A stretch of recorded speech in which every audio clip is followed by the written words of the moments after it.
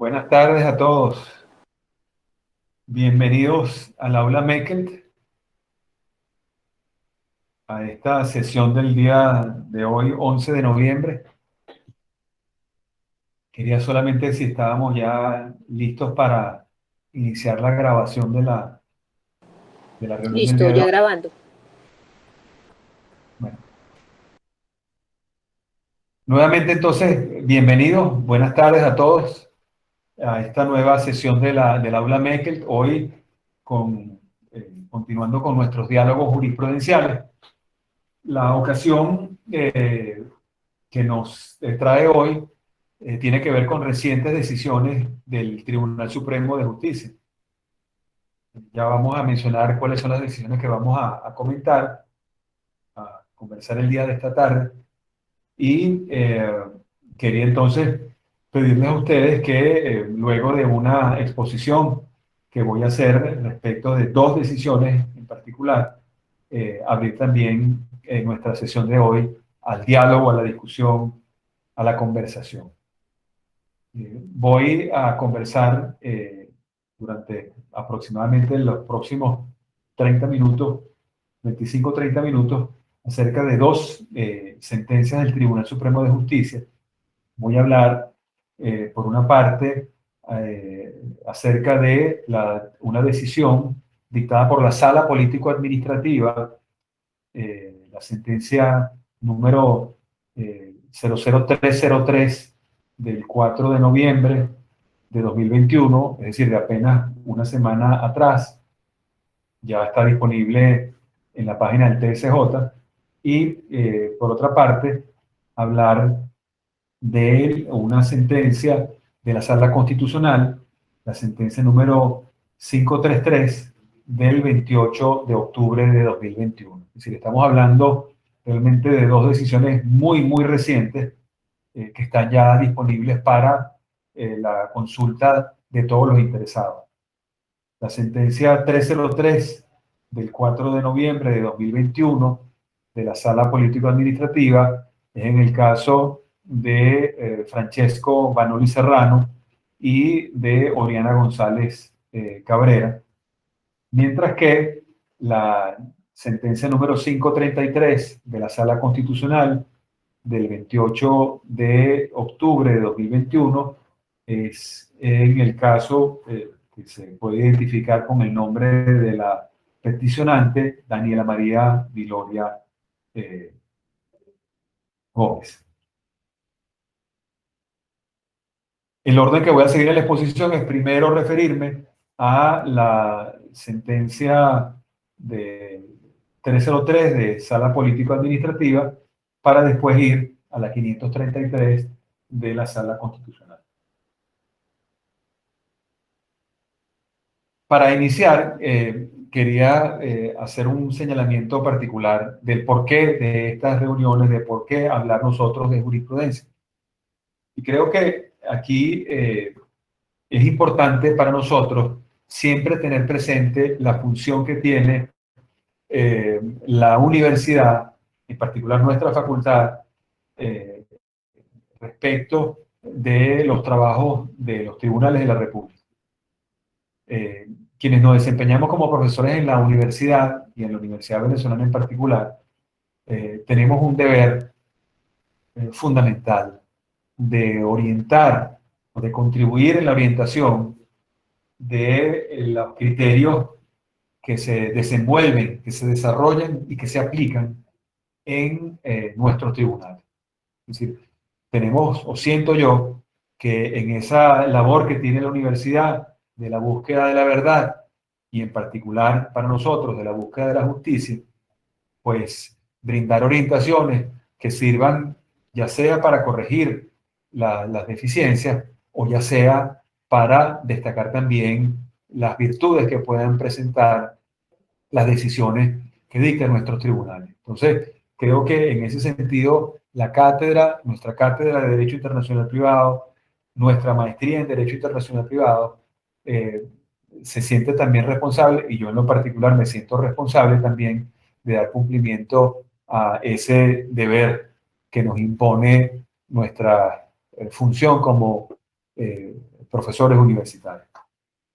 Y para esto voy a comenzar, y también lo voy a hacer al final, voy a citar acá unos pensamientos de un gran hombre renacentista, de un hombre universal, como lo fue Leonardo da Vinci, más conocido por sus trabajos como pintor o como cultor de las bellas artes, pero también en lo particular como un gran pensador, como un filósofo, como un hombre de su tiempo también. Y leo acá estas breves ideas. La ciencia es el capitán y la práctica son los soldados. Aquellos que se enamoran de la práctica sin la ciencia son como las embarcaciones que van a navegar sin timón y sin brújula, que jamás tienen la certeza hacia dónde van. Siempre la práctica debe ser edificada sobre la buena teoría. Estudia primero la ciencia y después, seguidamente, la práctica que nace de esa ciencia. Creo que esa es la misma idea que traté de expresar más resumidamente anteriormente. Entonces, con esa idea en mente, vamos a entrar a hablar de estas dos decisiones. La decisión del 4 de noviembre de 2021, la sentencia 00303 de la Sala Político Administrativa, tiene que ver con el caso del divorcio solicitado por mutuo consentimiento por dos venezolanos que habían celebrado su matrimonio en Venezuela, específicamente en la isla de Margarita, en el estado de Nueva Esparta, y después, sin indicar aquí mucho el elemento temporal, estos dos esposos se van a radicar, van a fijar su residencia en la ciudad de Madrid, en España. Estando residenciados allí en Madrid, España, pues deciden ellos de mutuo acuerdo asistir o representar por abogados venezolanos y presentar ante tribunales, particularmente un tribunal de municipio ordinario y ejecutor de medidas del área metropolitana de Caracas, esa solicitud de divorcio por mutuo consentimiento. La decisión que dicta el tribunal, ante el cual acudieron estos interesados,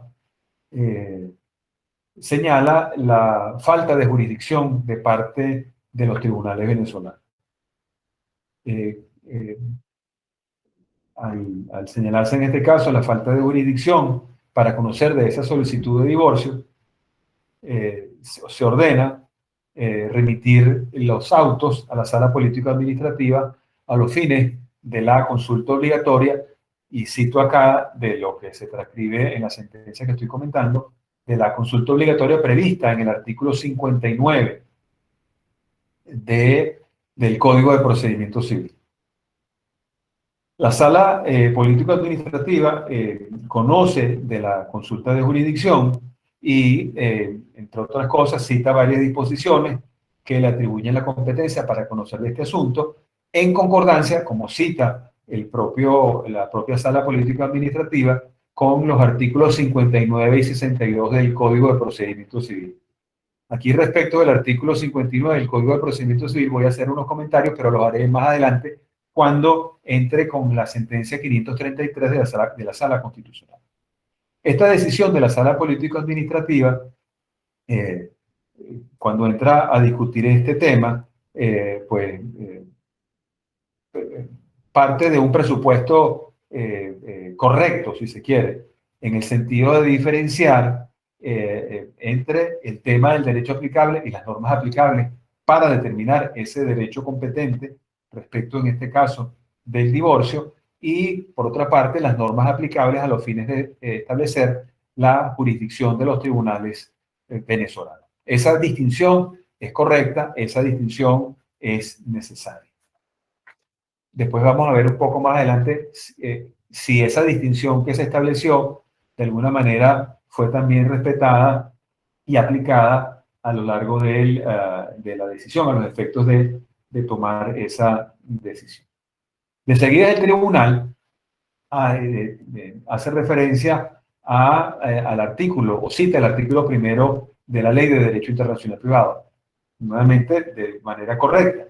La situación que tenemos siempre con el artículo primero de la Ley de Derecho Internacional Privado es que nuestros tribunales tienden a leer en el artículo primero como primera de la fuente simplemente la referencia a los tratados internacionales en vigor para la República, sin destacar realmente el significado de la disposición, que comprende como primera categoría de fuentes también a las normas de derecho internacional público sobre la materia. Es decir, que es mucho más amplio el artículo primero de la ley en esa primera categoría al englobar no tan solo los tratados internacionales, sino también el derecho consuetudinario, el derecho internacional público consuetudinario, la costumbre internacional, y también comprender allí otras fuentes del derecho internacional público, además de los tratados, como sería, por ejemplo, la doctrina de los autores más reputados, la jurisprudencia nacional e internacional también en esos temas de derecho internacional, que tal vez en este caso no eran relevantes, tal vez incluso podríamos decir o cuestionar la existencia misma, pero lo cierto del caso es que no es la primera de las fuentes, o no se limita a la primera de las fuentes, según el artículo primero de la ley, a los tratados internacionales, sino que la primera de las fuentes, la primera categoría del artículo primero, comprende las normas de derecho internacional público en materia de derecho internacional privado, en particular las contenidas en los tratados internacionales en vigor para la República. Bueno, continuando con la sentencia que nos ocupa acá de la Sala Política Administrativa, después de determinar que aquí no había norma de derecho internacional público, en particular no hay norma contenida en tratado que regule esta materia entre Venezuela y España, acá pasa la sala a examinar o a referirse al artículo 39 de la Ley de Derecho Internacional Privado. Es decir, básicamente allí, de alguna manera, transcribe el artículo 39 de la Ley de Derecho Internacional Privado y cita también a continuación los artículos 40, 41 y 40, 40, 41 y 42 de la ley. Realmente allí viene siempre un problema en nuestra jurisprudencia: distinguir y separar la función del artículo 39 y la función de los artículos 40, 41 y 42 de la ley. Sobre todo porque en este caso en particular vamos a ver nosotros cómo nuevamente el tema del domicilio del demandado en territorio venezolano es algo que parece presentarle problemas a nuestros tribunales. Entonces, después de básicamente repetir el texto del artículo 39 de la ley y sin entrar a cuestionar aquí o preguntarse dónde están domiciliados las partes involucradas en este asunto, en el que se trata de un divorcio por mutuo consentimiento, pasa inmediatamente a señalar que se ha ejercido en este caso una acción que tiene que ver con relaciones familiares, más específicamente, a decir, con el estado de las personas, porque lo que se buscaba era disolver o extinguir el estado civil de casado y constituir el estado civil de divorciado. Entonces dice que como se trata de una acción de relaciones familiares, pues por ello es necesario hacer mención al contenido del artículo 42 de la Ley de Derecho Internacional Privado. Y allí menciona a continuación los dos supuestos, los dos criterios atributivos del artículo 42. Uno, el criterio del paralelismo, y en segundo lugar, la sumisión tácita o expresa a la jurisdicción venezolana, siempre que la causa tenga una vinculación efectiva con la República. Entonces, aquí entra de manera directa a revisar o examinar la cuestión de la sumisión. Aquí es importante destacar una cuestión que tal vez no quedó totalmente claro de la decisión, que es la sumisión voluntaria de los intervinientes, es decir, tiene que ser la sumisión de ambas partes, aquí ambos solicitantes, en este caso. Y si no hubiera sido por mutuo consentimiento, lo que ha debido tomar en cuenta es que la sumisión de la parte eventualmente demandante y la sumisión de la parte demandada examinada separadamente, pero ambos tienen que someterse voluntariamente, ya sea de manera expresa o de manera tácita. En este caso, el tribunal solamente se limitó a examinar la cuestión de la sumisión tácita, voluntaria tácita de ambas partes. Aquí uno ha podido preguntarse también, ¿se ha podido dar la sumisión voluntaria expresa? Que la ley de derecho internacional privado solo exige que sea, que conste de manera escrita. Bueno, aquí habría que, es válida la pregunta y debería entonces uno examinar si en el propio escrito o la solicitud de divorcio por mutuo consentimiento, aquí efectivamente las partes de manera expresa allí escribieron manifestando su consentimiento. Eso no está discutido acá. Aquí lo que se hace referencia es al artículo 45 de la Ley de Derecho Internacional Privado y dice, bueno, aquí realmente nadie se ha opuesto, aquí la gente presentaron su escrito a ambos y bueno, parece que lo han hecho así sin más. En consecuencia, se han sometido voluntariamente a la jurisdicción venezolana de manera tácita, que es lo que afirma. Aquí hay un detalle que la sala político-administrativa, respecto de la sumisión expresa que debe constar por escrito, reitera un criterio fijado por esa sala en una sentencia del 6 de julio del año 2000, en donde se dice que la sumisión expresa debe constar por escrito y las partes interesadas deben renunciar de manera clara, terminante y tajante, y designando con precisión el juez a quien deben someterse. Bueno, realmente esto no lo exige la Ley de Derecho Internacional Privado. Esa exigencia aquí está tomada de una disposición del Código Bustamante. Bueno, esta es una decisión ya de ciertos años atrás, del año 2000, pero realmente lo que se busca es que las partes, de alguna forma, de manera clara, inequívoca, dejen constancia de su voluntad de someterse a la jurisdicción, pero todo lo demás son añadidos que no está pidiendo la Ley de Derecho Internacional Privado. Para que funcione la sumisión voluntaria, tácita o expresa en esta materia de relaciones familiares o de estado de las personas, el artículo 42, número 2 de la Ley de Derecho Internacional Privado exige que haya una vinculación efectiva con el territorio de la República. En este caso, realmente, cuando uno se pregunta ¿y cuál era la vinculación efectiva que tomó en cuenta la sala político-administrativa para aceptar acá el criterio de sumisión voluntaria como atributivo de jurisdicción? Dice básicamente que el hecho de que los esposos, los cónyuges, hayan fundamentado su acción en disposiciones del derecho venezolano, así como en la sentencia 693 de Sala Constitucional del 2 de junio de 2015, que abrió la puerta al divorcio por mutuo consentimiento, es decir, que hayan solicitado el divorcio conforme a las leyes venezolanas, eso demuestra per se la vinculación efectiva.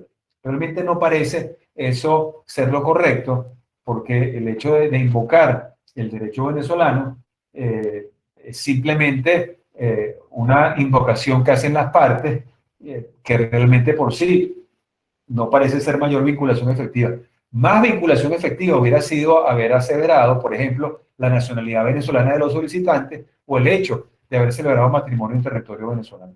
Eso hubiera dado más fuerza a la afirmación de que realmente en este caso existe una vinculación efectiva. Y esa vinculación efectiva es independiente de la petición de divorcio que formulan los solicitantes. Vinculación efectiva determinada por la nacionalidad de los solicitantes y por el hecho de haber celebrado su matrimonio en territorio venezolano. Las explicaciones que a continuación uno encuentra en lo que se invoca realmente que aquí se trata de proteger la garantía o de hacer efectiva la garantía constitucional de tutela judicial efectiva, y todas esas consideraciones parecen bastante superfluas. ¿En qué sentido? No porque no sean importantes, sino que son superfluas porque realmente acá, para que se pueda brindar realmente o brindar tutela jurisdiccional efectiva o tutela judicial efectiva, se hace sobre la base de los criterios atributivos de jurisdicción venezolana.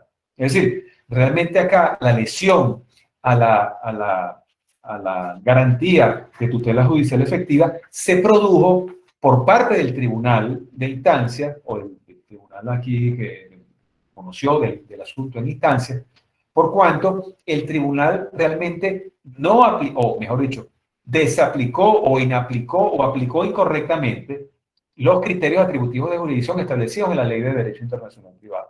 Es decir, el tribunal cuando dijo aquí no hay jurisdicción, o desconoció el hecho de que la sumisión voluntaria es criterio atributivo de jurisdicción, el artículo 42.2 realmente lo que busca es hacer efectiva la tutela judicial. Y esa tutela judicial es desconocida cuando precisamente no se aplica el artículo 42.2, que es lo que debo decir aquí en la sala político-administrativa.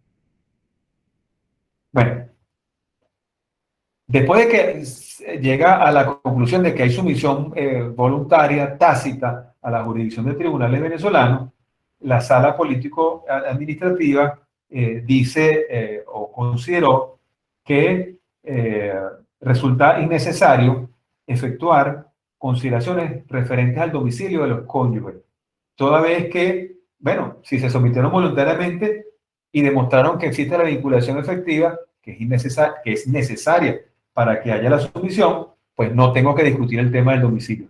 Pues precisamente, nuevamente lo que vemos allí es que hay esa confusión en el funcionamiento de los criterios atributivos de jurisdicción. Lo primero que he tenido que ver es, ok, aquí alguien está domiciliado, el demandado por lo menos está domiciliado en territorio venezolano, o no está domiciliado en territorio, si es que se puede hablar de demandado en este caso, cuando ambos están presentando la solicitud por mutuo consentimiento. Pero lo primero era domicilio del demandado, en el caso concreto, y aquí lo que debo decir, bueno, como ninguno de los dos acá se encuentra domiciliado en territorio venezolano, tenemos que pasar al artículo 42, pero primero el 39 y después el 42, no quedamos directo al artículo 42. Para cerrar en esta decisión, un asunto que sí llama la atención, que no fue considerado, y es en particular que llama la atención de que estos señores que se casan en Margarita, que se van a vivir a España y que después presentan la solicitud de mutuo acuerdo, eh, de divorcio por mutuo acuerdo, lo presentan ante tribunales de Caracas. Y fíjense que cuando uno revisa las disposiciones de la Ley de Derecho Internacional Privado en materia de competencia por razón del territorio, no de jurisdicción, sino de competencia por razón del territorio, en el artículo 51, allí vemos que dice el artículo, tendrá competencia para conocer de los juicios originados por el ejercicio de acciones sobre el estado civil de las personas o las relaciones familiares. Número 2, cuando las partes se sometan expreso o tácitamente a su jurisdicción, el tribunal competente será el del lugar con el cual se vincule la causa al territorio de la República. Y la pregunta es, ¿esos son los tribunales de Caracas? ¿Y cómo está establecida esa vinculación? Eso no se discutió en esta decisión. Eso quedó abierto acá, o no fue objeto de ninguna consideración.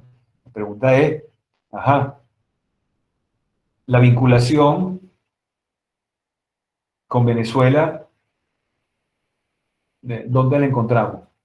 Uno debió pensar, bueno, si se casaron con Margarita, probablemente con Margarita, a menos que uno piensa que por el hecho de ser venezolano, entonces se encuentra vinculado efectivamente con cualquier tribunal del territorio de la República. Pero este asunto no fue considerado en esta decisión. Hasta allí con la 303 de 4 de noviembre del año 2021.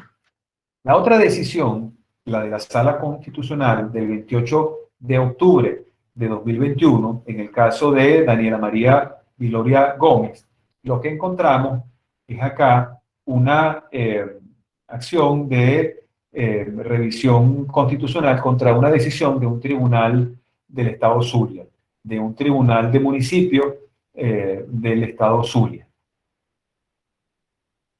Contra una decisión dictada en un procedimiento de divorcio por desafecto. Y en este caso los hechos son también interesantes y probablemente muy comunes también en la Venezuela de hoy en día. Aquí de lo que se trata es de un matrimonio celebrado en territorio venezolano por dos personas, aparentemente también de nacionalidad venezolana, y luego de celebrar el matrimonio, uno de ellos, el esposo, fija su residencia en Suiza. en la Confederación Helvética.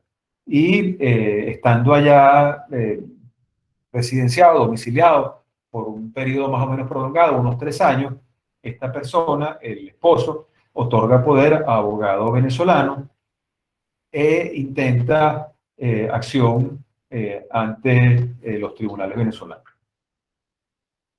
invocando la decisión de la Sala Constitucional, el tema del desamor. Entonces, nuevamente aquí en su solicitud de revisión constitucional, la peticionante invoca otra vez el tema de no se aplicó el artículo 59 del Código de Procedimiento Civil, que en este caso acá, bueno, que los tribunales venezolanos no han debido haber conocido de este asunto, etcétera, etcétera, en ese sentido. La sentencia que voy a comentar es verdaderamente interesante para cualquier estudioso del derecho internacional privado, y yo diría estudioso del derecho internacional privado no solo en Venezuela, sino en cualquier parte del mundo. Yo quiero comenzar por destacar la profusión de referencias que hay a diferentes normas de la Ley de Derecho Internacional Privado que uno consigue en esta sentencia, muchas de las cuales son por primera vez invocadas, hasta donde llega mi conocimiento, por una sentencia venezolana.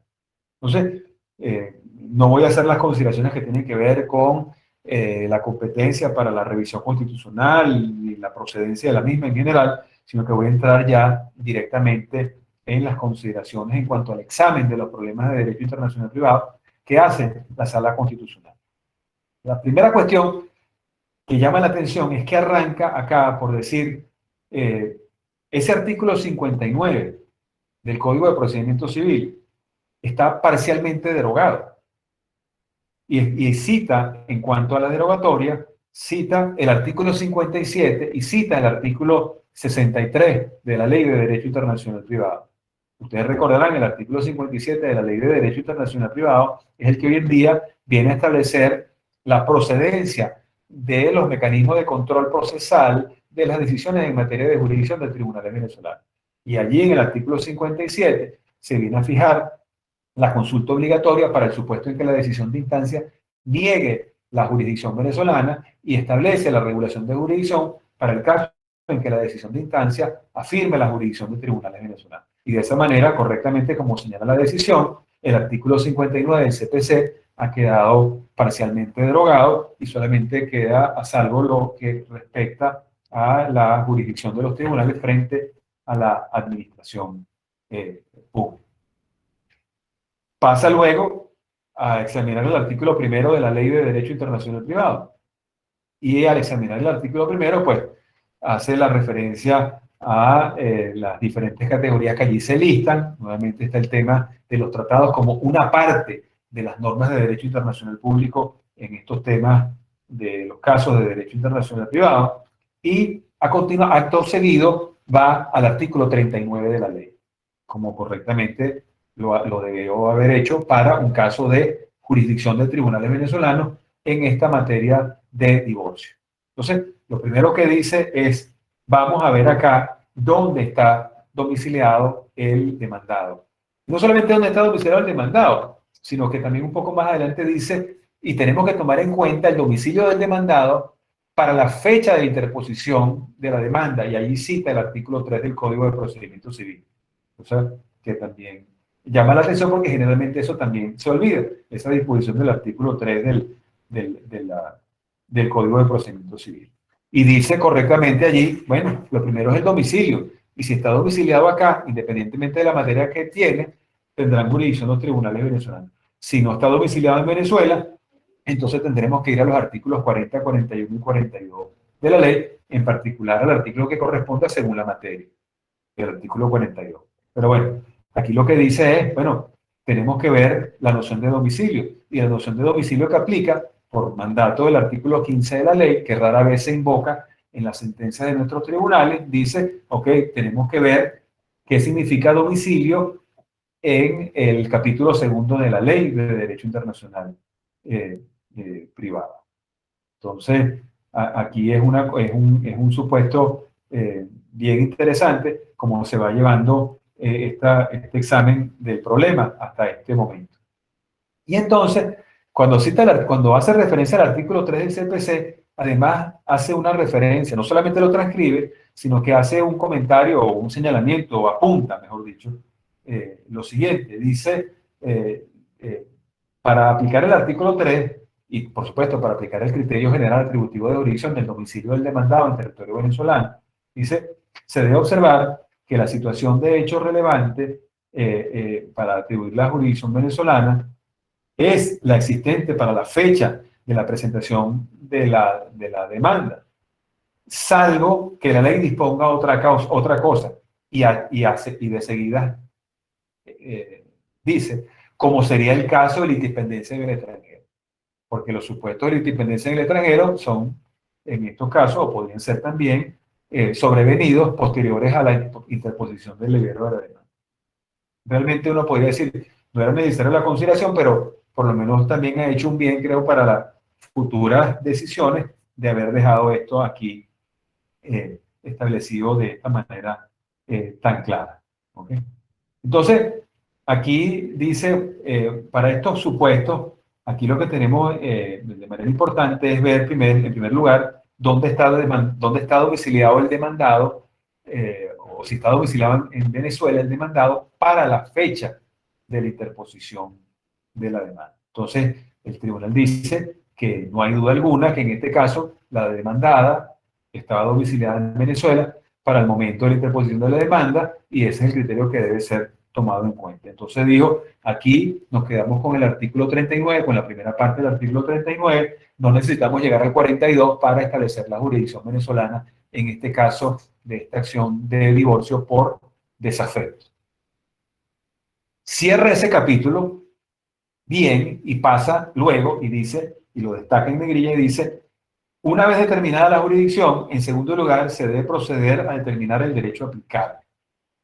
En este caso particular, en materia de estado de capacidad, específicamente, rompimiento del vínculo matrimonial, divorcio. ¿Cuál es el derecho aplicable al divorcio?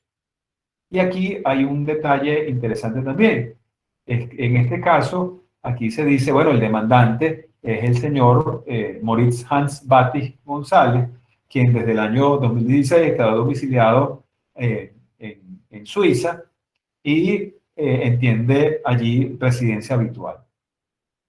Y destaca que esa noción de residencia habitual de la Ley de Derecho Internacional Privado no guarda relación alguna con el concepto de domicilio establecido en el artículo 27 del Código Civil, cosa que comúnmente se repite, como por ejemplo lo vimos de alguna forma mencionado en la sentencia de Sala Político-Administrativa 00303 que ya comentaba. Y entonces va al artículo 23. Y cuando va al artículo 23, pues verifica que el señor demandante tenía más de 3 años residenciado allá en Suiza. ¿Okay? Conclusión, hasta el momento, bueno, está domiciliado en Suiza y al estar domiciliado en Suiza, esto significa, bueno, derecho suizo aplicable. Y aquí hay un señalamiento al artículo 60 de la Ley de Derecho Internacional Privado que generalmente también dejamos escapar. Pero el artículo 60 lo que viene a establecer aquí es el deber de oficio o el deber de aplicar de oficio el derecho extranjero declarado competente por las normas venezolanas de conflicto, sin perjuicio de que las partes ayuden en toda esta tarea. Pero allí dijo, de oficio hay que ver qué es lo que dispone el derecho suizo en este caso. No es una carga de las partes demostrar o probar el derecho, hacía falta que alguien lo recordara, pero ello no es obstáculo a que las partes ayuden en esa tarea del juzgador. Y sin perjuicio de que el tribunal también dicte todas las providencias que sean necesarias para procurarse esa información, de buscar la información a través de la embajada, consulados respectivos, o de cualquier otra manera que le produzca fe respecto del contenido, vigencia y sentido de ese derecho extranjero. Entonces, obtenida esa información, dice el tribunal, ajá, ¿y cómo lo voy a aplicar?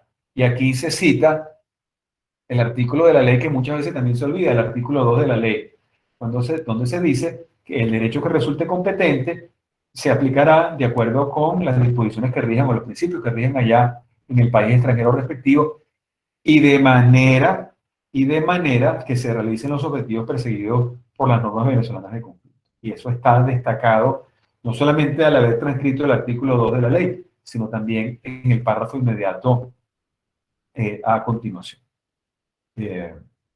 Y además se destaca un asunto interesante, y es que en atención al factor de conexión utilizado en el artículo 23, lo que dice, bueno, y la finalidad que allí se está buscando, la finalidad que persigue ese artículo 23, es además posibilitarle al demandante el divorcio o la separación del cuerpo según sea el caso. Eso es bien interesante porque este tema lo hemos conversado nosotros en algunas otras ocasiones, hemos escrito y bastante gente también ha escrito al respecto, y siempre hemos tenido esa consideración de la suerte de objetivos materiales que persiguen las propias normas de conflicto venezolano, que deben posibilitarse aplicar el derecho extranjero de conformidad con sus propios principios, pero de manera que los objetivos que buscan nuestras normas sean alcanzados. Y en este caso se destaca, y ese objetivo es facilitar el divorcio al demandante o la separación de cuerpos al solicitante, si fuera el caso. Después, algo que creo nunca había visto yo, por lo menos desde la ley en vigor, es el tema de entender que la remisión que se hace al derecho extranjero, declarado competente por la norma de conflicto venezolana, es una remisión global. Es decir, se debe también tomar en consideración, además de las normas materiales suizas, eventualmente, sus normas de derecho internacional privado. Y ahí hay una cita al artículo 4 de la ley. Creo que es la primera vez que un tribunal venezolano aplica este artículo 4 de la ley de derecho internacional privado que consagra el reenvío. No solamente el reenvío de primer grado, sino también el reenvío de segundo grado en un caso particular, y que tiene una solución particular para todos los demás casos que no estén en ese reenvío de primer grado o el caso particular del reenvío de segundo grado.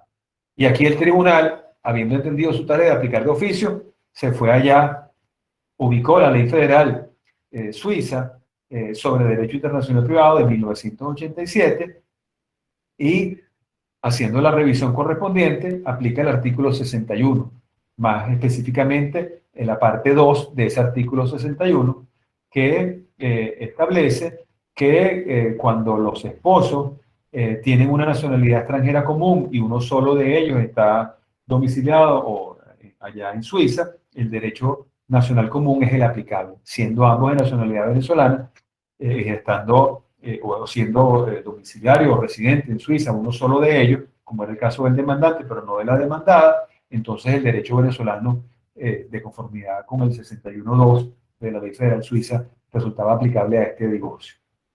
Y entonces aquí el tribunal dice, se produce un reenvío al derecho material venezolano. Es el segundo caso regulado en el artículo 4 de la ley. Y de esa manera entonces se aplica el derecho material venezolano. Eso lo llevó a la conclusión entonces de aplicar las disposiciones, la jurisprudencia venezolana de la sala constitucional en el caso del divorcio por desafecto o por desamor, como lo llaman algunos otros. Entonces, aquí es interesante también ver cómo nuevamente el tribunal busca dejar claro que una cosa es la jurisdicción de los tribunales venezolanos, artículo 39 y 47, y otra cosa es los temas de competencia, ¿ok? De competencia, por razón del territorio regulado en los artículos 48 al 52. Y ahí entra en el tema de la competencia, que fue un tema que dejó de lado la sentencia de la sala político del 4 de noviembre, y allí vemos entonces, o en este caso vemos nosotros, cómo examinados los diferentes criterios, pues determinó que efectivamente ese tribunal de municipio allá en el estado Zulia era el competente territorialmente para conocer de este asunto. Aunque no era necesario en este caso, hay unos comentarios interesantes en cuanto al criterio del paralelismo como criterio atributivo de jurisdicción.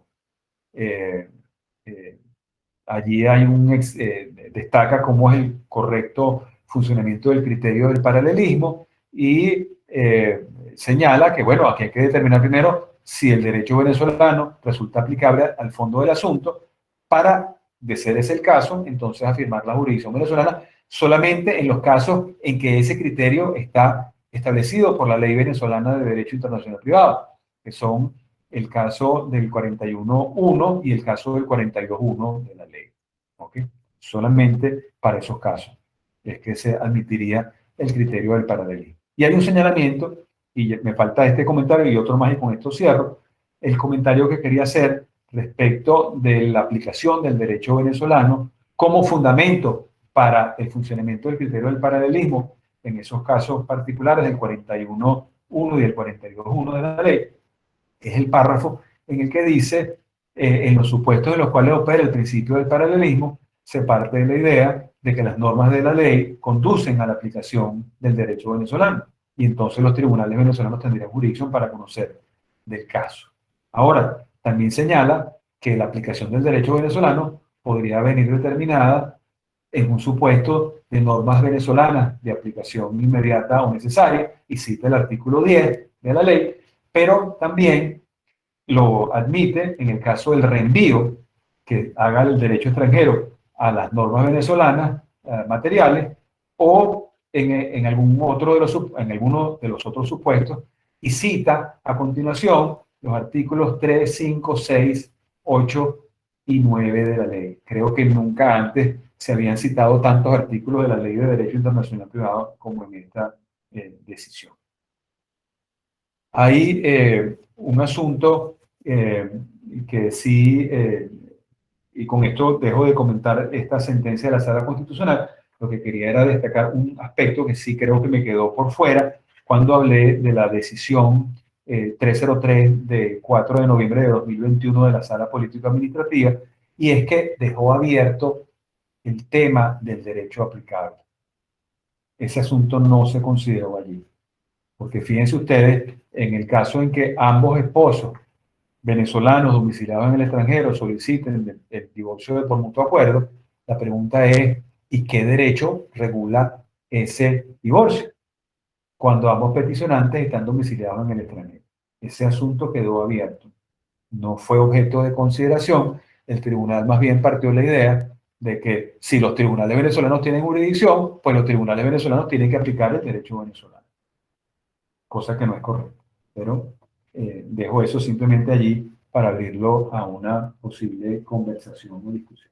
Y con esto, pues, creo que nuevamente hay que recordar esas palabras de Leonardo da Vinci y recordar que primero estudia la ciencia y después, seguidamente, la práctica que nace de esa ciencia.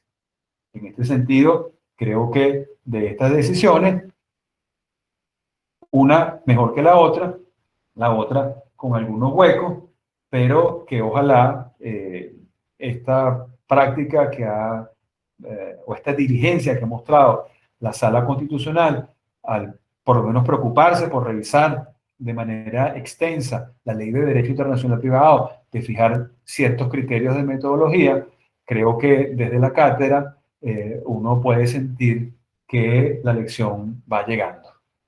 Y en ese sentido, las cosas se van encaminando mejor.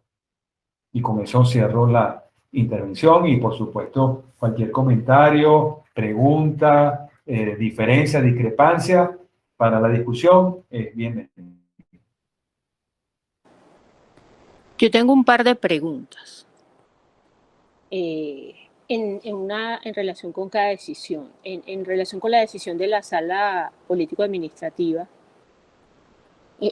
hay un detalle que bien no es de la sala, es de la sentencia de instancia al recurso al 754 del Código de Procedimiento Civil, que es una práctica que, digamos, no tiene ni siquiera que ver con la vigencia de la Ley de Derecho Internacional Privado, sino con las propias normas de competencia judicial internacional que consagraba el Código de Procedimiento Civil, y que desde la sentencia del 93 en el caso Sol Cifuentes, ya en ese entonces la Corte Suprema había dejado claro que esa era una norma de competencia interna y que no tenía que ver con la determinación de la jurisdicción, y sin embargo a nivel de instancia se insiste todavía en el 754 del Código de Procedimiento Civil, y me gustaría saber su opinión del por qué. O sea, ¿qué conduce a un juez a ignorar más de 20 años después de la entrada en vigencia de la ley, más de 40 años o casi 40 años desde la reforma última del Código de Procedimiento Civil, que ya establecía criterios especiales para los casos de relaciones familiares,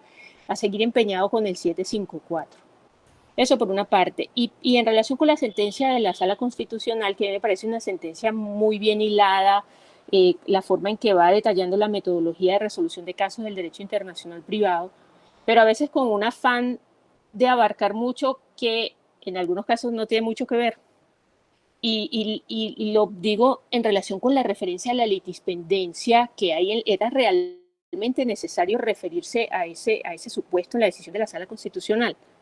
Porque, es decir, repito, la metodología de abordaje del caso está muy bien, desde la calificación de la internacionalidad, determinación de la jurisdicción, determinación del derecho aplicable, pero a veces como que se sale del carril un poco para abarcar más de lo que realmente debería abarcar. Y me gustaría saber su opinión en relación con eso.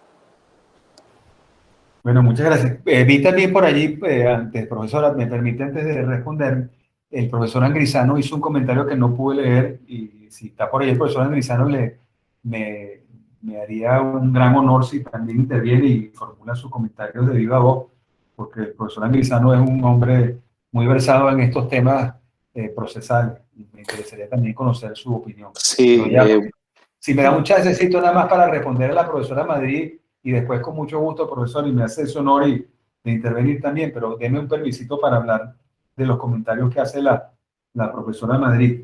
Voy, con su permiso, voy rapidito acá. El 754 del CPC, pues realmente es una disposición, o mejor dicho, lo primero es no entender la clara distinción que hay entre la jurisdicción como presupuesto procesal, por un lado, y la competencia, en particular la competencia territorial interna, por otro lado. Parece que todavía esa diferenciación, que me imagino profesores de derecho procesal en todas las cátedras de todas las facultades de todo el país, me imagino que la harán y la harán clara. Una cosa es la jurisdicción, otra cosa es la competencia. Y dentro de la competencia, los diferentes criterios atributivos de competencia, ya sea por razón de la materia, de la cuantía, del territorio, de la competencia funcional. Yo creo que eso debería ser suficientemente claro. Problemático es que todavía sigamos teniendo el 754 como criterio atributivo de jurisdicción. Eso significa que la ley, nuestra ley de derecho internacional privado, casi 23 años después de haber entrado en vigor, es desconocida. Esto tal vez nosotros diríamos, bueno, en el año, no sé, en el año 2000, 2001, 2002, 2005, bueno, todavía uno podía entender, la ley está como nueva, pero caramba, ya tenemos 23 años, ¿no? Realmente no hay explicación ni justificación para estar citando el 754 como criterio atributivo de jurisdicción.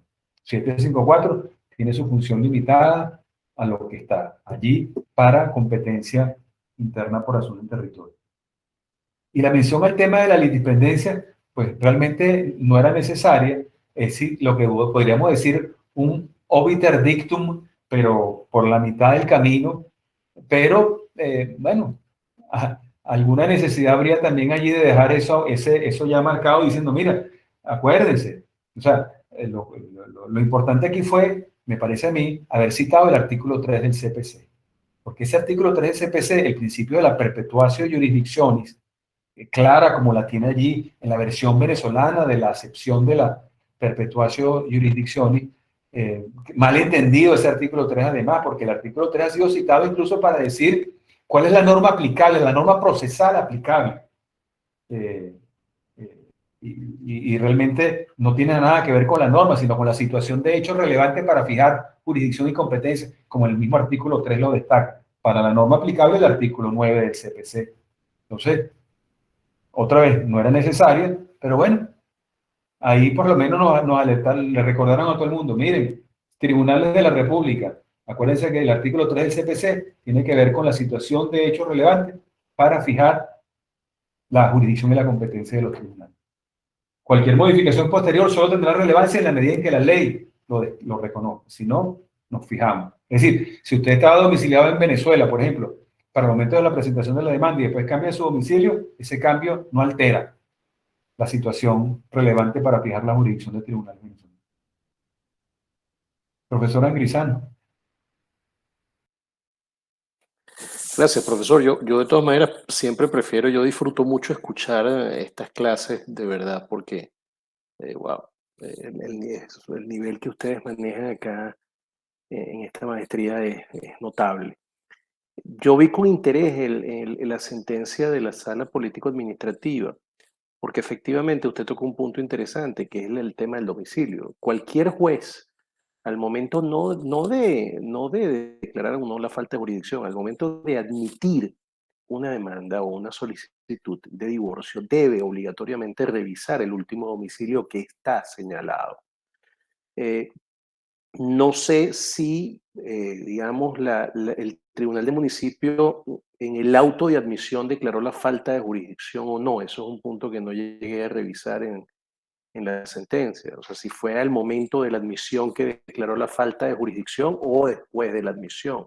Con lo cual ahí se plantearía una posibilidad de que en el propio libelo ellos a lo mejor señalaron que pasaron por Caracas para darle algún sentido a la, digamos, a la competencia del Tribunal de Caracas, porque así como ha podido ser Caracas, puede ser Maracaibo, Barquisimeto, Puerto La Cruz o incluso el propio Margarita.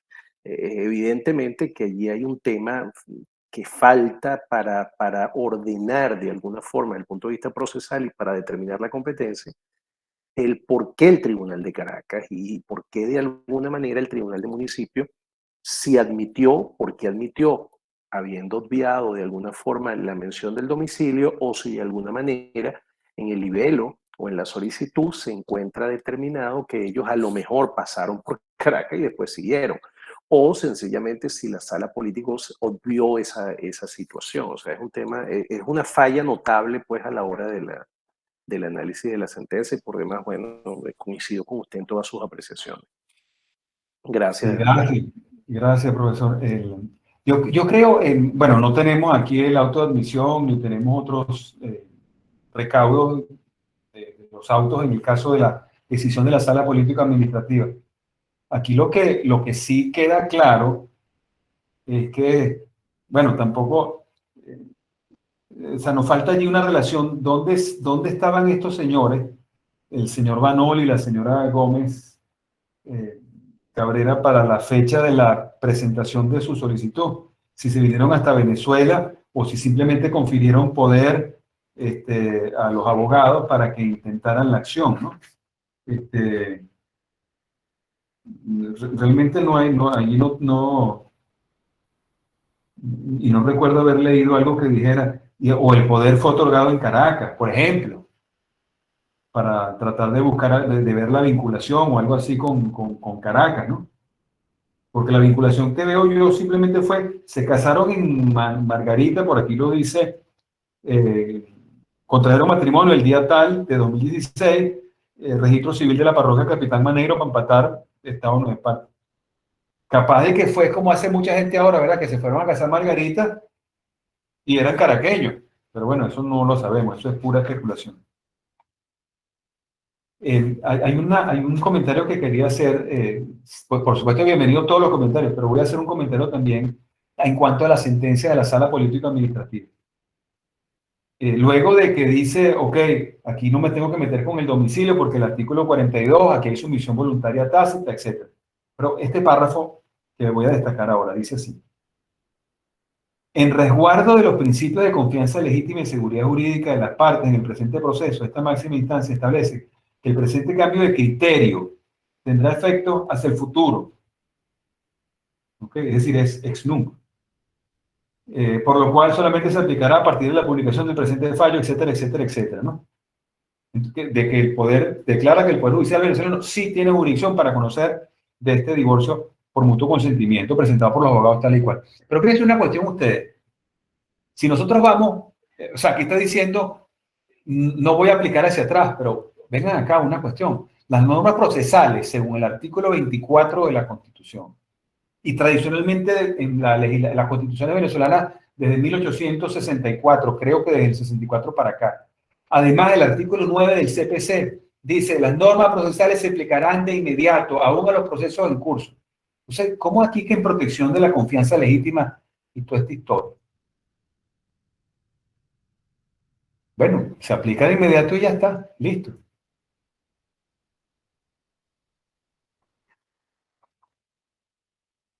¿Algún otro comentario? Alguien que diga se equivocaron muchísimo, el profesor también hoy está como de costumbre, desvariando. Vamos, algún comentario, alguna pregunta. ¿Qué les parecen las decisiones?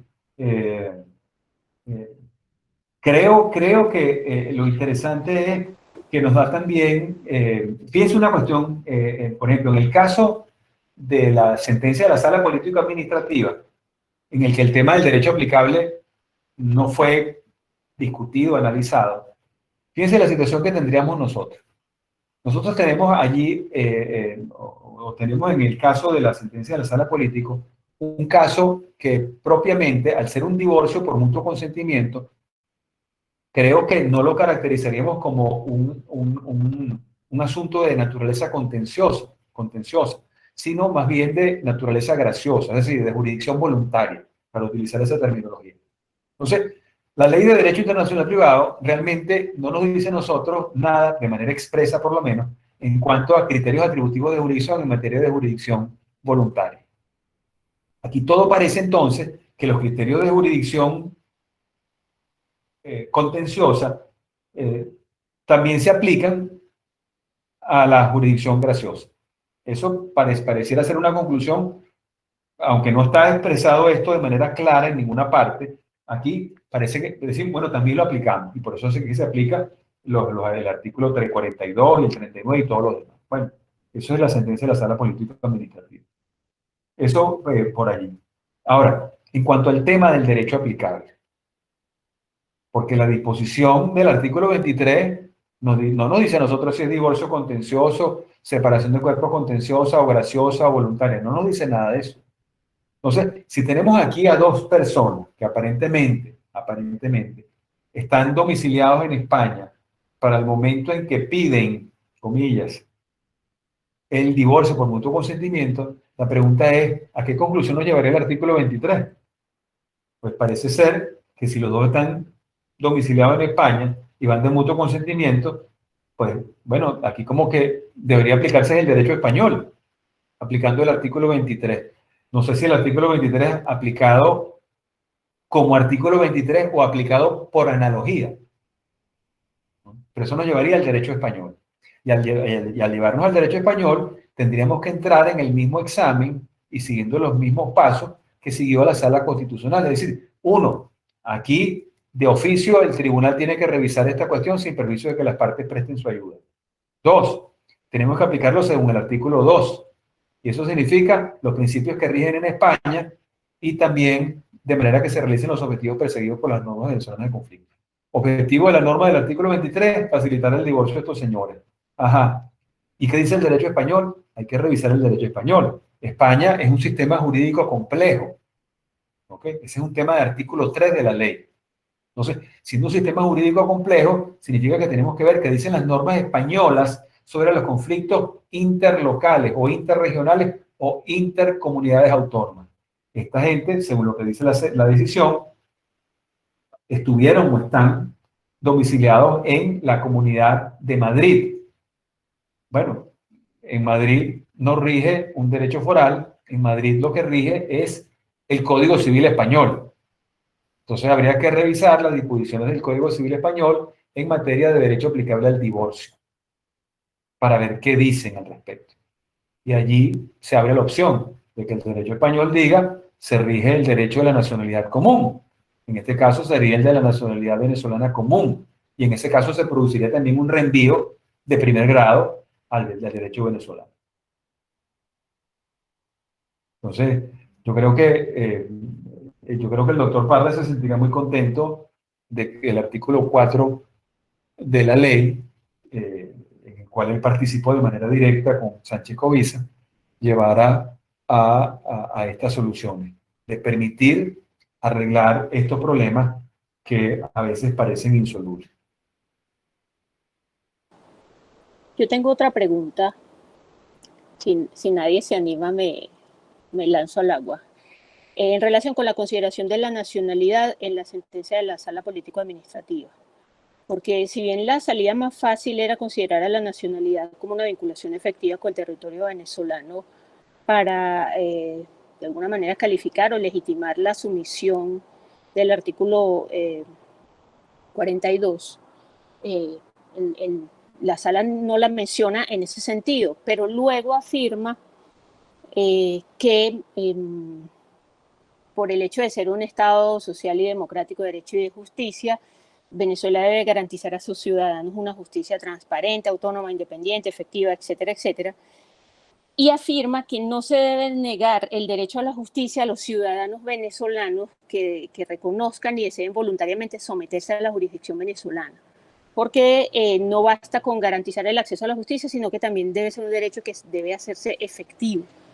En el fondo, ¿qué hay allí? La consideración de un nuevo criterio de jurisdicción, porque o el riesgo de que ocurra como ocurre con los menores, que por el hecho de ser venezolanos, entonces la única forma pareciera de garantizarles tutela judicial efectiva y el interés superior del niño es que conozca los tribunales venezolanos. Entonces aquí a mí digamos que la parte que más me preocupa de esta sentencia es que se abra esa puerta a crear, como ya ocurrió con los niños, una nueva especie de criterio atributivo de jurisdicción fundamentado en la nacionalidad que históricamente no ha sido criterio en Venezuela. No sé qué opinión tiene usted respecto de esta parte de la sentencia.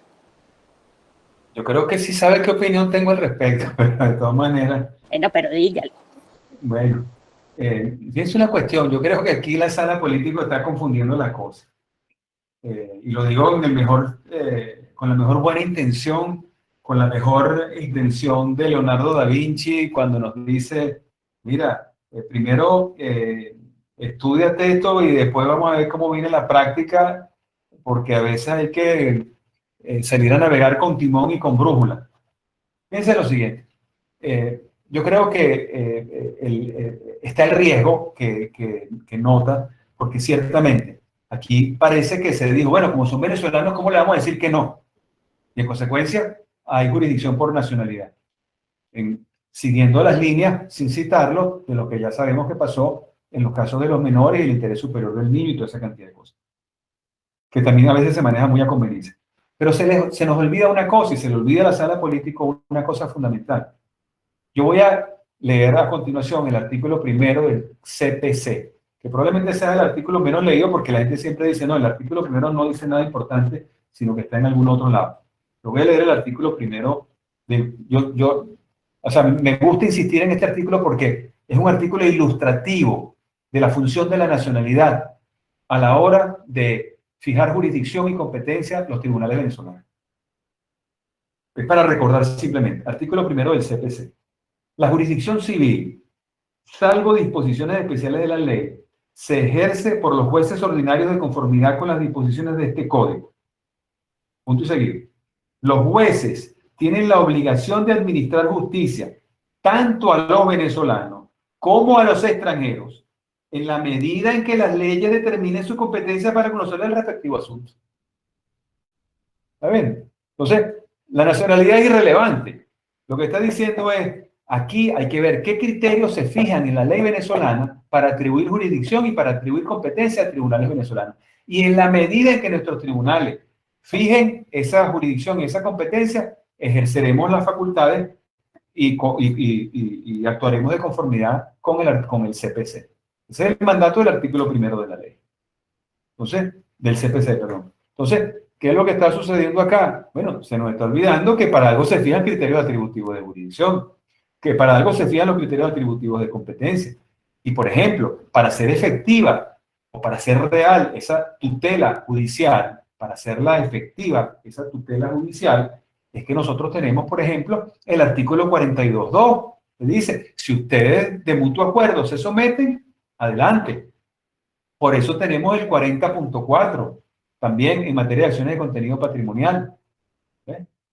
Entonces, creo que el artículo 42.2, la sumisión voluntaria, tácita o expresa, en materia de acciones de Estado o relaciones familiares, siempre que haya una vinculación efectiva con el territorio de la República, es una norma que desarrolla, precursora, es previa, es anterior al artículo 26 constitucional, pero en todo caso, si uno examina con la norma constitucional el artículo 42.2, lo que tiene que decir es que es perfectamente constitucional. Es más, es una bendición de ejercicio de la función, del ejercicio de la función jurisdiccional.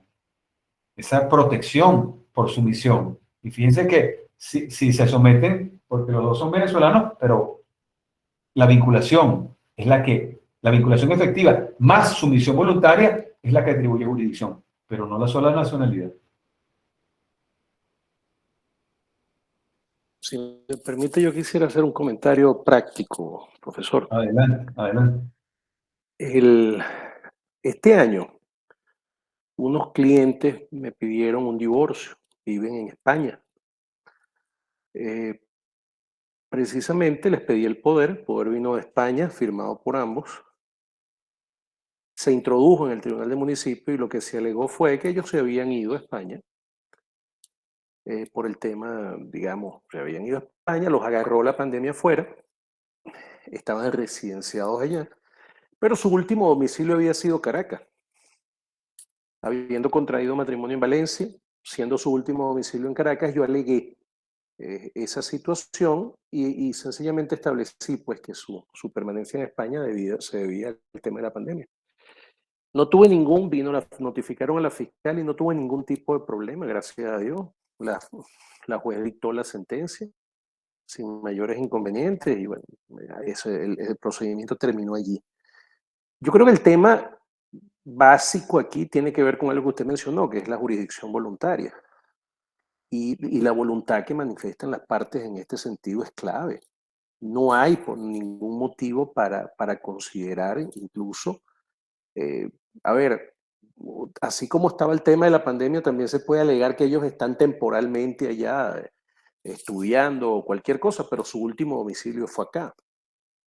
El juez no tendría por qué ir más allá de tratar de averiguar pues qué pasó o cuál es la condición real, porque la manifestación que se hizo del último domicilio en Venezuela fue suficiente y creo que así lo consideró la juez de municipio para dictar su decisión. Es un tema práctico solamente, ¿no? Interesante esa situación, pero eso también lleva a una reflexión, creo, de carácter teórico, no principista, pero sí creo que de orientación en las soluciones del derecho internacional privado. Creo que el derecho internacional privado no es una mera metodología abstracta para llegar a la conclusión de qué ordenamiento regula, sino que a través de esos instrumentos lograr una solución conforme a las circunstancias de cada caso. ¿Qué significa esto? Que a la hora de tomar decisiones siguiendo las diferentes metodologías del derecho internacional privado disponibles en Venezuela, nosotros tenemos que tomar en cuenta también las soluciones materiales a las que vamos a llegar aplicando esas metodologías del derecho internacional privado. Es decir, la consideración material es importante. Eso está destacado en la sentencia de la Sala Constitucional. Esta la 533. ¿En qué sentido? Cuando dice, mira, el artículo 23 de la ley, bueno, aquí está buscando algo. Está buscando alcanzar un resultado de carácter material. Ese resultado de carácter material, que es posibilitarle el divorcio o la separación de cuerpos, según lo solicite al demandante, al peticionante, digamos, al solicitante, también de alguna manera fue recogida, y fue recogida 50 años después, o un poco más de 50 años después, de la promulgación, de la publicación de la primera versión del proyecto de ley de normas de derecho internacional privado en 1963. Es decir, esa actitud pro-divorcista, de alguna manera, por llamarlo así, está en Venezuela desde el proyecto del año 63. La sentencia del desafecto, del desamor, que dice básicamente, bueno, aquí hay que facilitar las cosas porque ya el divorcio no es solamente un castigo, o no es un divorcio sanción, sino un divorcio remedio a una situación irreparable. Bueno, eso estaba ya desde el año 1963. Entonces, realmente aquí esa consideración de carácter material tiene que estar presente a la hora de utilizar los métodos del derecho internacional privado contemporáneo para solucionar los casos. Es decir, el problema humano es lo que me quiero referir. No, o sea, esa decisión de no asumir jurisdicción en estos casos, por ejemplo, en el caso, ni en uno, bueno, en el caso de los de la sala político-administrativa, haberle dicho a esas dos personas que quieren, que son venezolanos, que se casaron en Venezuela, que se quieren divorciar en Venezuela, por Dios, ¿cómo le dice que no? Además tenían las normas, tenían el artículo 42, en todo caso. Pero otro asunto también importante, otro asunto importante aquí a tomar en cuenta es, o sea, no desamparar a la gente. Es decir, porque aquí, ¿qué opción tenía entonces? O como esa sentencia de octubre del año pasado que ya comentamos en uno de los diálogos nuestros acá, esa sentencia terrible en la cual una pareja de señores de nacionalidad española o españoles venezolanos que se casaron, creo que fue en Venezuela o se casaron en España y vinieron a Venezuela, tuvieron 3 hijos acá, los hijos ya estaban todos grandes. El señor le dijo a la señora, vámonos para España a vivir para allá. El señor se fue, la señora dijo que ella estaba acá porque además sus hijas se quedaron acá. Y el señor estaba en España y tenía 5 años diciendo a la señora, pero mira, vente para acá, yo no me voy para allá, yo no me voy a regresar para Venezuela. Y el señor dijo, bueno, o sea, ¿cómo es la cosa? Me voy a divorciar, vamos a divorciarnos, te voy a demandar en divorcio. Y el señor tuvo la cortesía de demandar en Venezuela, en el foro de la señora, no demandó en España, sino que demanda a la señora en Venezuela. ¿Y cuál es la conclusión? No, como artículo 42, como el demandante está domiciliado en España, entonces no tenemos jurisdicción. Por Dios, el señor lo que se quiere morir es sin estar casado con esa señora. Por Dios, déjenlo que se muera divorciado. Porque en qué otra situación lo pone? O lo ponemos. Bueno, demanda a la señora en España y paga en España, y después que tiene tu sentencia en España, viene el tema de la eficacia de la sentencia española en Venezuela. Y aquí en Venezuela le ponemos, para usar la terminología de la Sala de Casación Social, en una sentencia también reciente, desacertada desde mi punto de vista, agarran y le dicen, aquí está la alcabala jurídica, aquí está la alcabala judicial del exequatur. Por Dios, estos señores que se casaron en Margarita y que se fueron para Madrid, lo que quieren es simplemente cada uno coger su camino. ¿Por qué los tribunales no pueden entender estas cosas?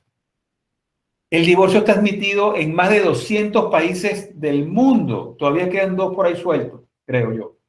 Creo que en la isla de Malta y creo que en Filipinas para los de religión católica. De resto te puede divorciar en todos lados. ¿Cómo le vas a decir que no se divorcie? O cómo le vas a decir, te tienes que divorciar afuera y después tienes que traer tu sentencia para meterte aquí en el rollo del exequatur. Bueno, hay que pensar el problema de la gente de carne y hueso, ¿no? Eso es lo que creo yo que nos debe de orientar y dirigir en estos casos. Profesor, yo quisiera hacer una pregunta, o mejor dicho, en línea con lo que usted está diciendo. ¿Qué tal si esa gente tiene bienes en Venezuela? O sea, o tiene hijos menores en Venezuela. O sea, prácticamente, yo estoy de acuerdo con todo lo que usted está diciendo, y más bien celebro la decisión de la sala.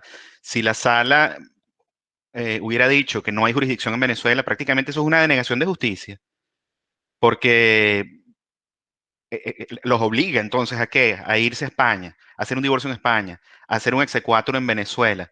¿Qué tal que el tribunal en España haya determinado o determine algo sobre bienes en Venezuela? Entonces entramos en un problema de que los bienes inmuebles situados en Venezuela, entonces el tribunal en España no tendría jurisdicción. Yo recuerdo un caso hace como 20 y pico de años en Venezuela, precisamente de una pareja venezolana que se había casado en Venezuela, que se fueron a vivir a España y se divorciaron en España. Y resulta que el tribunal español también resolvió lo correspondiente a los bienes que ellos habían tenido en la comunidad conyugal, entre los cuales había un apartamento en Venezuela. Entonces teníamos un problema grandísimo allí porque el tribunal en Venezuela no quería darle el reconocimiento a la sentencia porque allí había una decisión sobre un bien inmueble situado en Venezuela. Ese fue un problema difícil de resolver desde el punto de vista práctico, ¿no? Y eso es lo que crearía una decisión que, bueno, que los mande a litigar el asunto fuera de Venezuela. Sí, había esas consideraciones. Bueno, ahí también es una cuestión de cómo estamos tal vez juntando nosotros acá un asunto que no está muy explorado entre nosotros, que sería el tema de una suerte de jurisdicción, diríamos por conexión también, pero ¿en qué sentido? Que tenemos la cuestión del divorcio y tenemos los temas de las consecuencias patrimoniales del divorcio, ¿verdad? Las consecuencias económicas del divorcio. Y aquí considera también el asunto de ver si estamos trabajando también con universalidad de bienes. Porque si vamos al artículo 41, cuando fija los criterios atributivos de jurisdicción en materia de universalidad de bienes, allí vemos nosotros que está diciendo, jurisdicción tienen los tribunales venezolanos cuando los bienes están situados, hay bienes situados en Venezuela, aunque no exige que sean todos los bienes ni los de mayor valor. Entonces, ¿qué significa eso? Nosotros estamos asumiendo jurisdicción para toda la universalidad. Y cuando vamos después al artículo 53 nos dice que los pronunciamientos respecto de derechos reales sobre bienes situados en el territorio de la República, como jurisdicción, tema de jurisdicción exclusiva. Pero eso se aplica a todos los casos, o solamente se aplica el 53.3, creo que es la cuestión, solamente se aplica para los supuestos de bienes individualmente considerados, y no se aplica para las universalidades, en donde Venezuela no reclamaría jurisdicción exclusiva. Y alguna manera de enfrentarse a ese problema que mencionaba es la cuestión de decir, mira, aquí los temas relativos a los bienes no fueron producto de la decisión del tribunal, sino que son parte del acuerdo entre las partes. Y eso se trató de hacer así en algún caso de esos para darle un exequatur. Yo creo que el exequatur sigue siendo un gravísimo problema en la vida, en el mundo actual venezolano, para estos casos de los divorcios, para estos asuntos, otra vez insisto, en los que no se requiere de ejecución, en el que realmente aquí lo que uno quiere es traer su cosa y anotarla en el registro. Por Dios, otra vez más. Pero con el tema de la jurisdicción, o sea, está bien pensar que al final de la historia la persona que está en medio del problema quiere una solución, pero yo no sé hasta qué punto eso justifique dejar de lado el funcionamiento de los criterios de jurisdicción, porque están ahí, tienen una función. Y Carneluti, él decía que tan malo es asumir la jurisdicción que no se tiene como no asumir la que se tiene. Es decir, a veces uno siempre piensa en denegar justicia, decir no puedo conocer, pero a lo mejor decir no puedo conocer es justamente una manifestación de acceso a la justicia. Y si yo sí insisto en verle peligro a la forma en que se manejan los criterios a nivel del Tribunal Supremo, a nivel de la Sala Político-Administrativa, porque en este caso el resultado iba a ser el mismo, estamos claros, la nacionalidad como vinculación que acompaña la sumisión, pero dejar la puerta abierta a que sea solo la nacionalidad la que pueda atribuir jurisdicción a los tribunales venezolanos, al final termina retorciendo el sistema y generando efectos que no es lo que se tuvo en mente cuando se diseñaron esos criterios de jurisdicción. A mí el tema de la flexibilización en materia de determinación de la jurisdicción no lo sé, porque entendido así, esto ha hecho regresar niñitos que no necesariamente están mejor en Venezuela, o modificar situaciones que no necesariamente van a tener un mejor resultado siendo conocidas por un tribunal venezolano. Eso es lo que a mí en el fondo realmente me preocupa, sin desconocer que se trata así, hay un problema humano que hay que resolver, pero es que no siempre la solución es afirmar jurisdicción, y eso es lo que a mí me genera preocupación cuando veo que el Tribunal Supremo lanza así como que él no quiere la cosa y deja el flycito ahí rodando de esto se puede hacer, porque abre la puerta a usar los criterios a conveniencia y a inventarse criterios que no están establecidos en la ley. Pero se trata, fíjate, en el caso del artículo del 42.2, en el caso de la decisión de la Sala Política Administrativa, son dos venezolanos. Y los dos están de acuerdo en someterse a la jurisdicción venezolana. Sí, y el resultado iba a ser el mismo. El resultado iba a ser el mismo. Peligroso es la puerta que abre. Sí, peligroso es la nacionalidad sola. Eso sí es peligroso. A eso es a lo que me refiero. Sí, y la sentencia abre esa puerta. Sí, lamentablemente. Porque se pregunta, ¿cómo le voy yo a negar la jurisdicción a los venezolanos?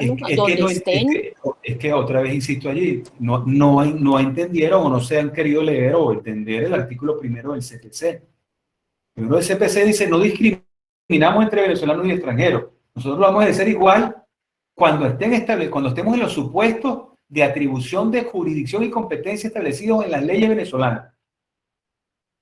Entonces te dice, la nacionalidad sola no atribuye jurisdicción, no.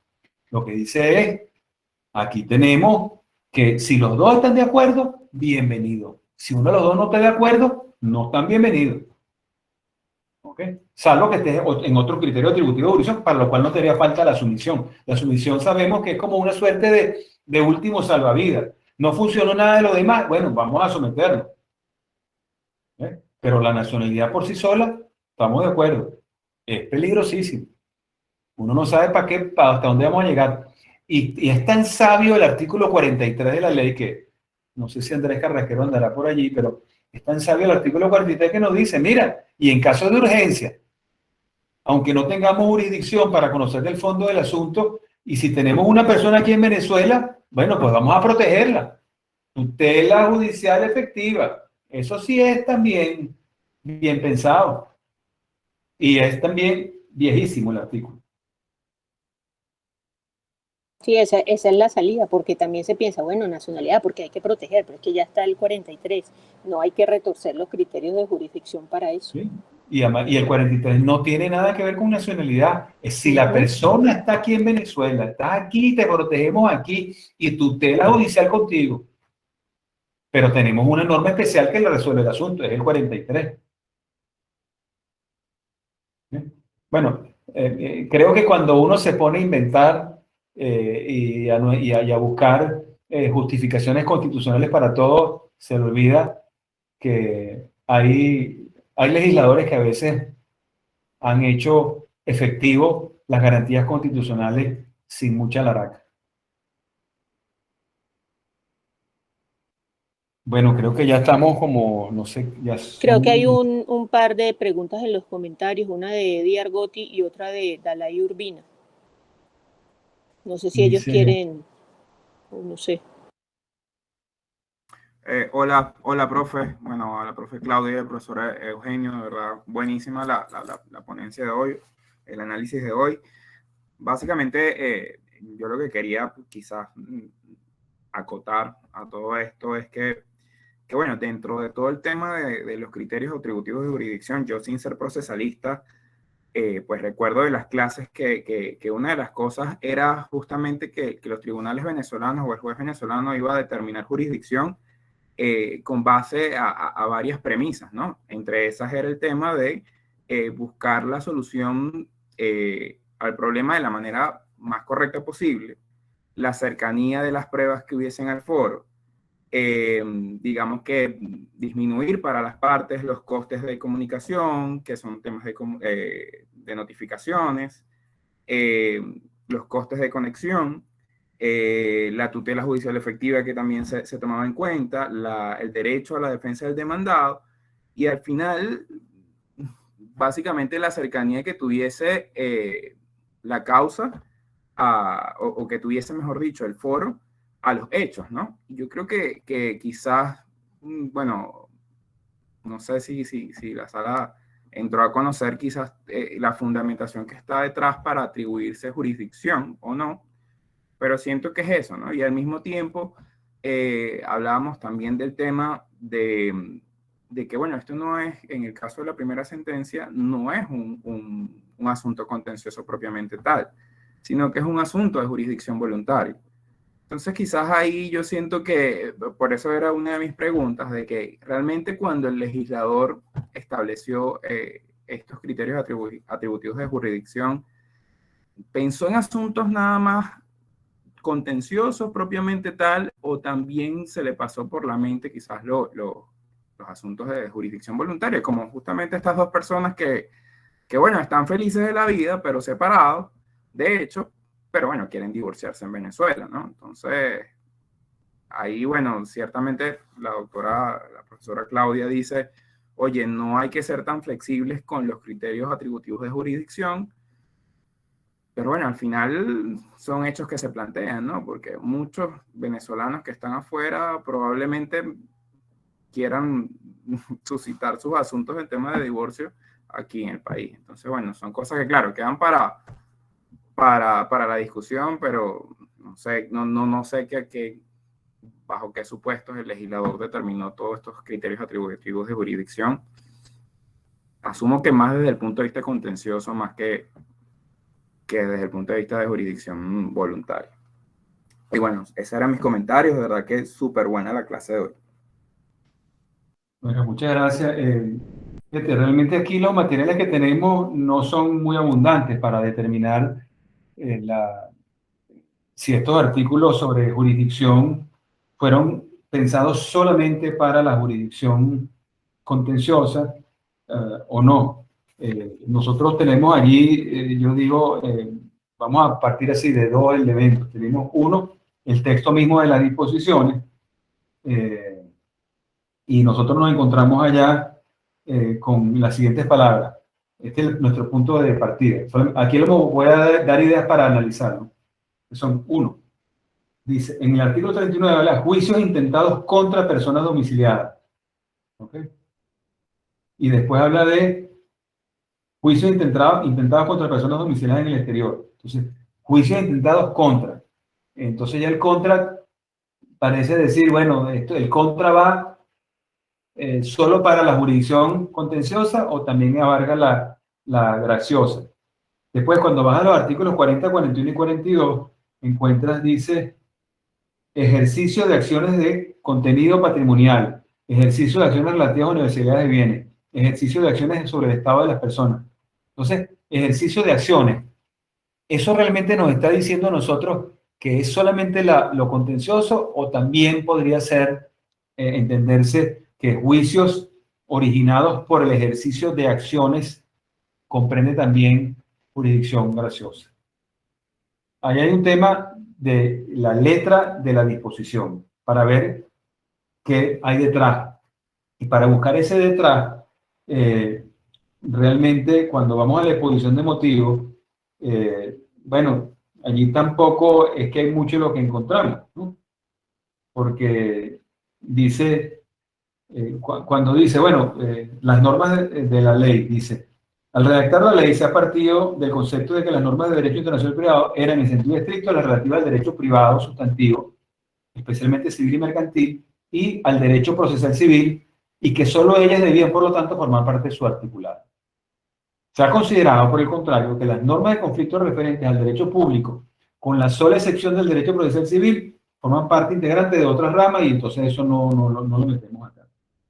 La excepción efectuada con el derecho procesal civil, en consonancia con el criterio de gran parte de la doctrina y de la legislación comparada, se basa en su íntima conexión con el derecho privado sustantivo y en la importancia que tiene la competencia procesal, es decir, el tema de la jurisdicción, que tiene el tema de la jurisdicción y el problema de la penetración de los efectos de la sentencia extranjera en la vía jurídica privada internacional. Bueno, más o menos hasta ahí llegamos, ¿no? Entonces, tampoco nos dice mucho qué tanto hacemos. Después te dice, en materia de derecho procesal internacional, se ha contemplado en los capítulos 9, 10 y 11 los problemas referentes a la competencia procesal internacional, la jurisdicción, eficacia de sentencia y el procedimiento. Bueno, entonces realmente no es que tenemos mucho para decir qué es lo que se quiso acá, pero no tenemos otras soluciones en el Código de Procedimiento Civil ni nada por el estilo. Entonces, aquí tenemos que, bueno, ¿qué hacemos con los artículos 39, 40 y 41? O 39 y 42, ¿qué hacemos? ¿Negárselo a la jurisdicción voluntaria? Bueno, además jurisprudencia no conozco que haya discutido estos asuntos. Pero es un buen punto, Eddie.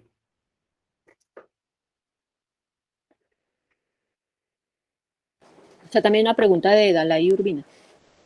¿Y esa está antes o después? A ver, aquí viene. Después. Aquí dice, considero que el peligro posible de abrir la puerta discrecional de la nacionalidad, salvo la sumisión, es que se correría el riesgo de no conseguir esa justicia material de la que tanto conversamos. Es muy correcto, el mismo comentario de la profesora Madrid. Es decir, el juez realmente va a perder la función que tiene, porque como en la cita que hacía la profesora de Carneluti, pues tanto daño se hace como no asumiendo cuando se tiene, como asumiendo si no se tiene. Y es precisamente esa. porque estarías perjudicando, o sea, es prácticamente asumir una posición a favor de una de las partes, el juez. Ojo, la norma es neutral, o mejor dicho, la norma dice lo que dice, y la función del juez es aplicar lo que dice la norma, o desarrollar lo que dice la norma. La función del juez no es reescribir la norma, o descartar la norma, o poner su... Por ejemplo, cuando uno dice, bueno, es que el pobre niño tiene que tener jurisdicción aquí en Venezuela, sí, el pobre niño y el pobre papá y la pobre mamá, o los pobres parientes.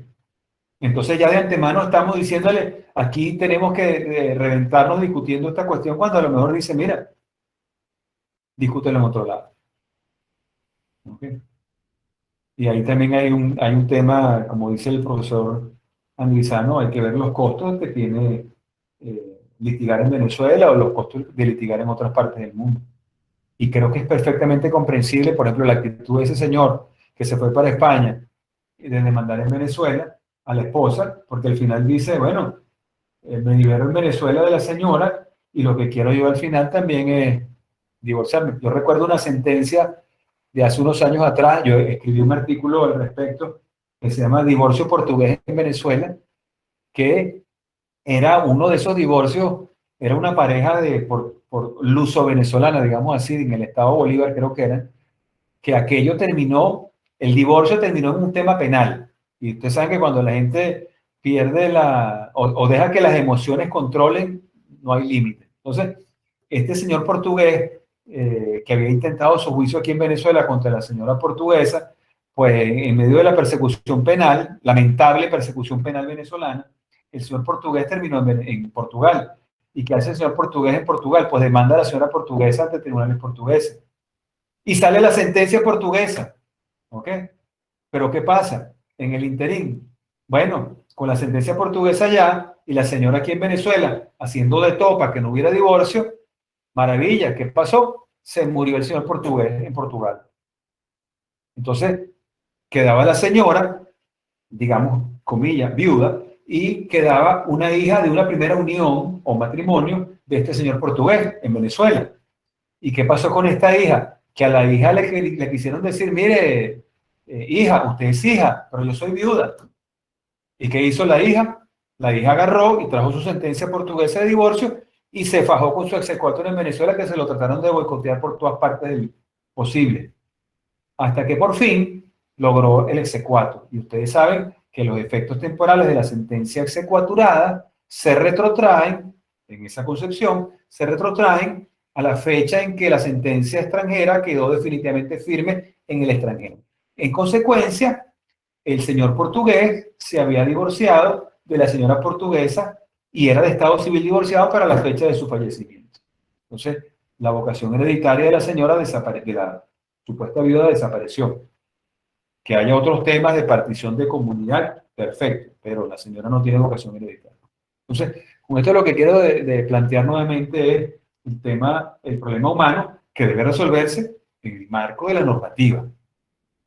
Pero abrir esas puertas, estoy de acuerdo con todo, abrir esas puertas en base a la nacionalidad, terrible, terriblemente peligroso.